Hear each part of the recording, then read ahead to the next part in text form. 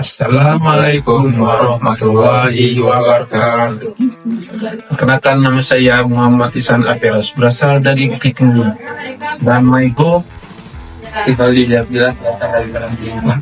kami merupakan mahasiswa angkatan pertama program studi bisnis digital Fakultas Ekonomi dan Bisnis Islam Provinsi Jambi Bukit Tinggi, yang dimana video ini sebagai pemilihan untuk tugas akhir pada mata kuliah Product Development dengan dosen pengampu Bapak Febrian Pratama Devas SEMM. Pada sudah kenal dengan kami kan? Sebelum itu kami ingin nanya-nanya dulu nih. Kalian udah tahu belum apa itu iterasi produk? Yang pasti banyak yang belum tahu kan. Semoga penjelasan kami dalam video ini membuat kalian lebih tahu apa sih itu iterasi produk. Ikuti terus ya dalam beberapa menit ke depan. Stay tune. Apa sih iterasi produk itu? Iterasi produk adalah proses penemuan produk yang dilakukan secara berulang dengan tujuan menyempurnakan suatu produk yang dirasakan oleh umpan balik pengguna, data pasar, dan hasil pengujian. Tidak dengan metode linear seperti waterfall. Iterasi bersifat fleksibel dan adaptif, memungkinkan tim untuk memperbaiki produk secara bertahap. Bagaimana proses iterasi produk? Proses iterasi produk itu yang pertama perencanaan. Perencanaan menentukan tujuan bisnis, riset pasar, dan memahami kebutuhan pengguna. Yang kedua, desain. Membuat UI UX melalui wireframe atau prototype. Dan yang ketiga, pengembangan MVP. Produk awal yang cukup untuk diuji oleh pengguna. Yang keempat, uji dan evaluasi. Mengumpulkan umpan balik, mengidentifikasi kekurangan, dan memperbaiki produk. 5. Pengujian lanjutan. Menguji kembali produk setelah perbaikan. Terakhir yaitu peluncuran. Meluncurkan produk ke pasar, namun iterasi tetap berlanjut berdasarkan feedback pasca peluncuran. Contoh perusahaan yang menerapkan Agile Development berdasarkan fakta dan data terkini. Yang pertama, Gojek. Gojek dikenal sebagai salah satu perusahaan teknologi terbesar di Indonesia yang menggunakan metodologi Agile dalam pengembangan produknya. Agile memungkinkan Gojek untuk beradaptasi dengan kebutuhan pasar yang dinamis dan menghadirkan berbagai layanan on-demand secara iteratif dan berkelanjutan. Yang kedua, Suite Media. Suite Media adalah proses software development di Indonesia yang fokus pada pendekatan pengembangan berbasis Agile. Mereka mengutamakan kolaborasi erat dengan klien dan pengiriman produk secara bertahap untuk memastikan solusi yang sesuai kebutuhan.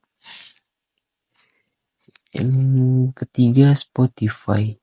Spotify menggunakan model Agile yang dikenal sebagai Spotify Model, sebuah pendekatan manajemen project modern yang menggabungkan prinsip Agile dengan struktur tim yang otonom dan kolaboratif. Model ini memungkinkan Spotify terus berinovasi dan mengembangkan fitur baru secara tepat berdasarkan feedback penggunanya. Yang keempat, PT Telekomunikasi Indonesia atau Telkom Indonesia.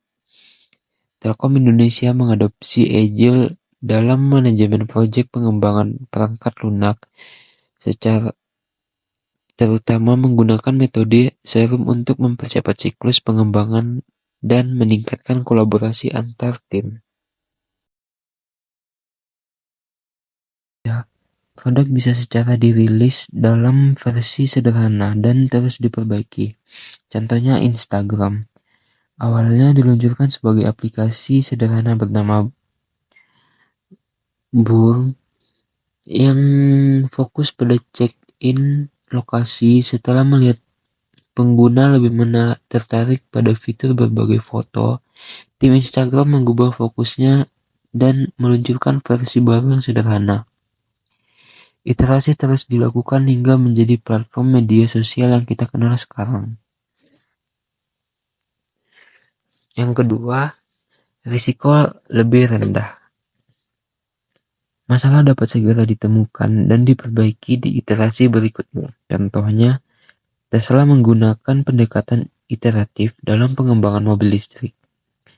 Mereka memulai dengan Roadster, prototipe mahal, lalu Model S, dan terus menyempurnakan fitur seperti otonomi mengemudi. Jika ada masalah, misalnya bug software, perbaikan bisa dilakukan melalui pembaruan over-the-air. Ketiga, biaya lebih efisien. Pengembangan bertahap mengurangi pemborosan sumber daya. Contohnya, Dropbox awalnya membuat video demo sederhana untuk menguji minat pasar sebelum membangun produk lengkap. Hasilnya, mereka menghemat biaya pengembangan karena hanya berfokus pada fitur yang benar-benar dibutuhkan pengguna. Yang keempat, cocok untuk tim kecil dan startup. Memungkinkan adaptasi cepat terhadap kebutuhan pengguna yang berubah. Contohnya, Slack dimulai sebagai alat komunikasi internal untuk tim pengembang game. Karena melihat potensinya, mereka mengiterasi produknya berdasarkan kebutuhan tim kecil, lalu meluncurkannya ke publik. Startup seperti Canva juga melalui fitur desain dasar sebelum menambahkan template dan kolaborasi. Selanjutnya yang kelima terakhir, produk yang benar-benar sesuai kebutuhan pasar. Karena terus diuji dan disesuaikan berdasarkan feedback nyata. Contohnya Spotify. Spotify terus menguji fitur seperti Discover Weekly dan Repeat berdasarkan data pengguna. Awalnya mereka hanya menawarkan streaming musik, tetapi melalui feedback, mereka menambahkan podcast, rekomendasi personalisasi, dan fitur sosial. Keunggulan iterasi produk. Keunggulan iterasi produk yaitu cepat dan fleksibel.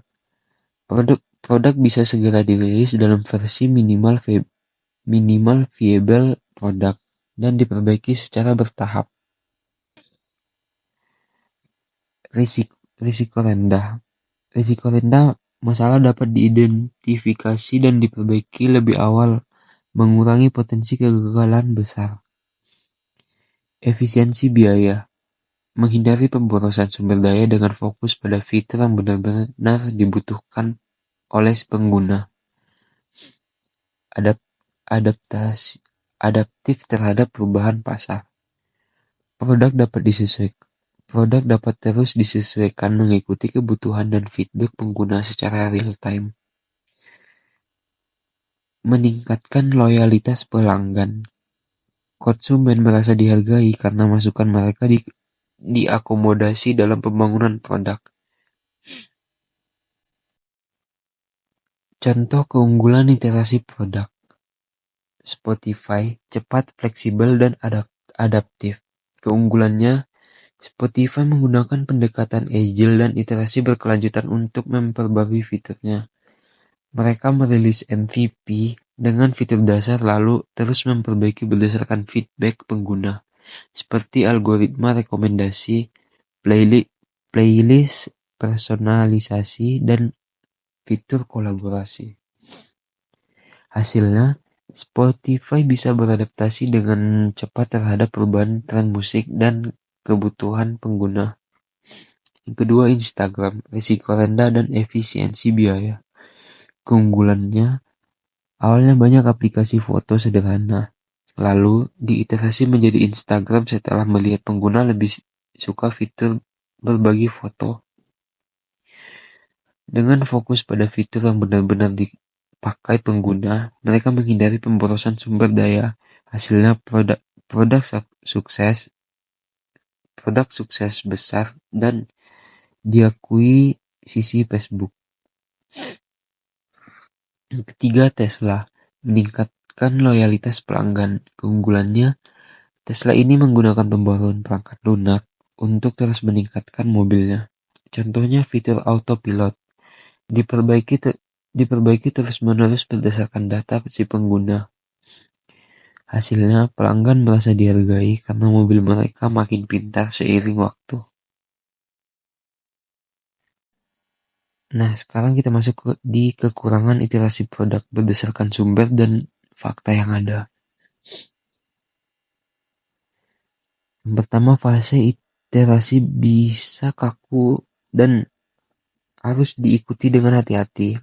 Meskipun proses iteratif cukup fleksibel, tahapan dalam setiap iterasi harus dijalankan secara disiplin agar hasilnya optimal. Kedua, perubahan yang tidak terduga dapat mengganggu proses pengembangan. Karena tidak semua persyaratan ditentukan secara lengkap di awal, perubahan mendadak bisa menyebabkan proses iterasi tersendat atau harus diulang, sehingga mengakibatkan pemborosan waktu, biaya, dan sumber daya. Risiko terjebak dalam siklus iterasi tanpa akhir. Jika tidak ada batasan yang jelas, tim bisa terus-menerus melakukan perbaikan tanpa pernah menyelesaikan produk final. Sehingga proyek bisa molor dan biaya membengkak.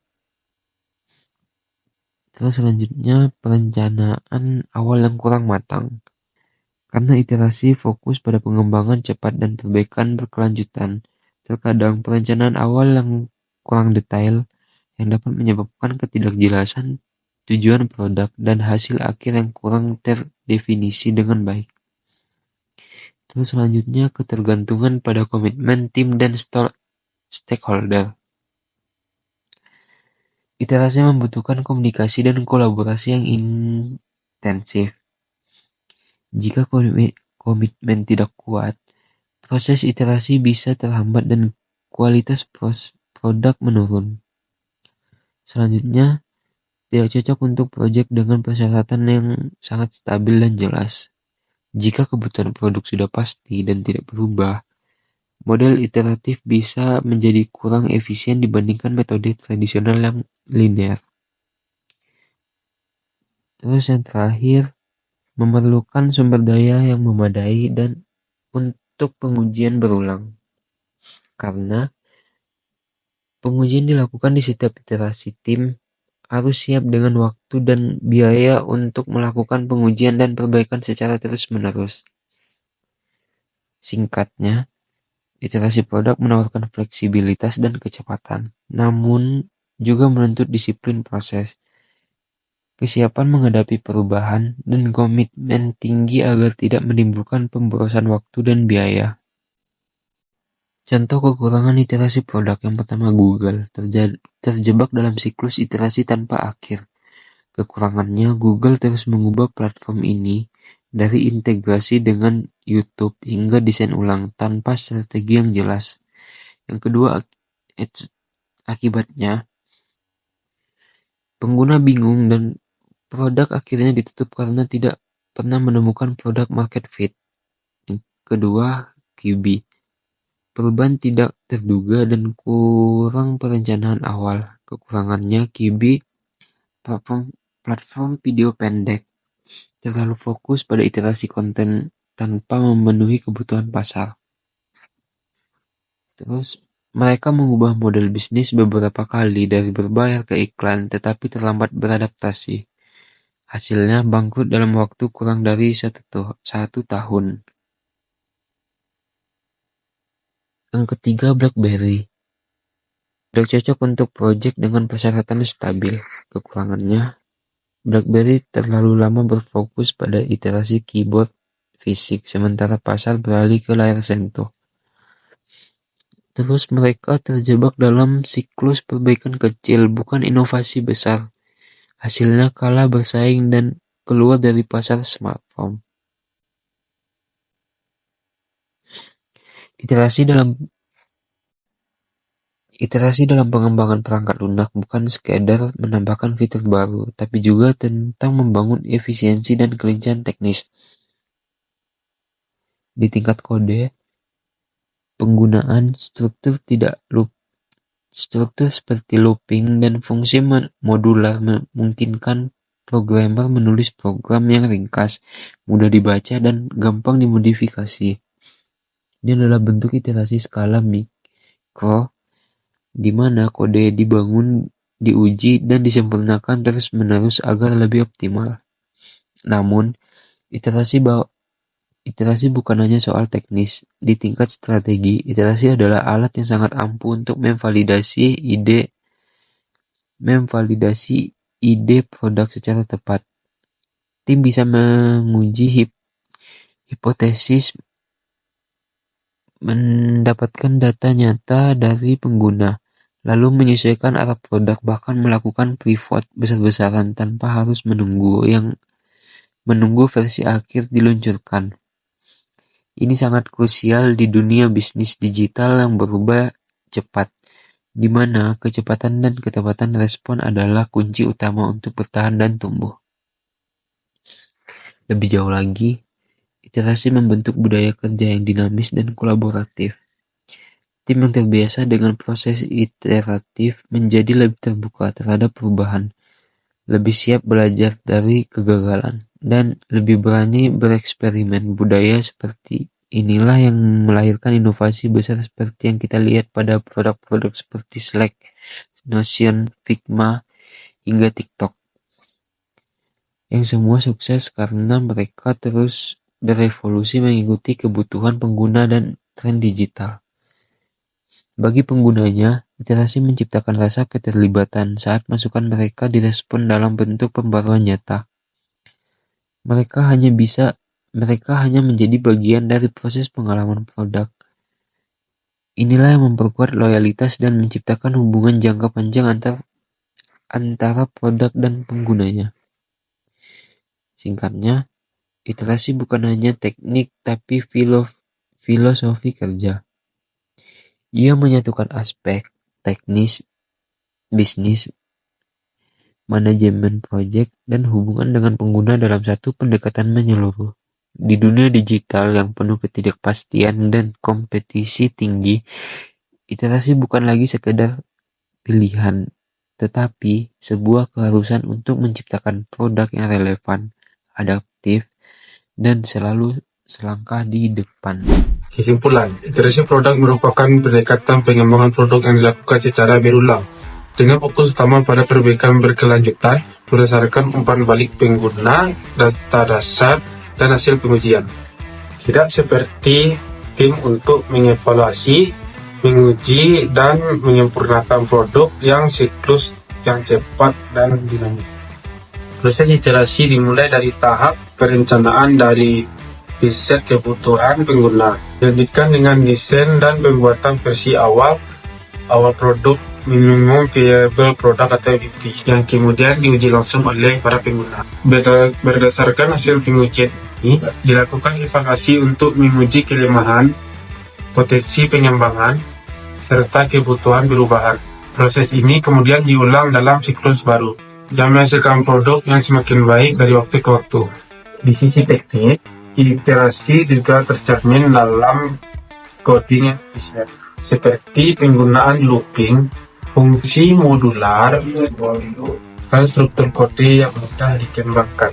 Di sisi strategis, iterasi menjadi alat penting untuk pengambilan keputusan berbasis data, membantu tim untuk menguji hipotesis, melakukan pivot, dan menyesuaikan arah produk yang cepat.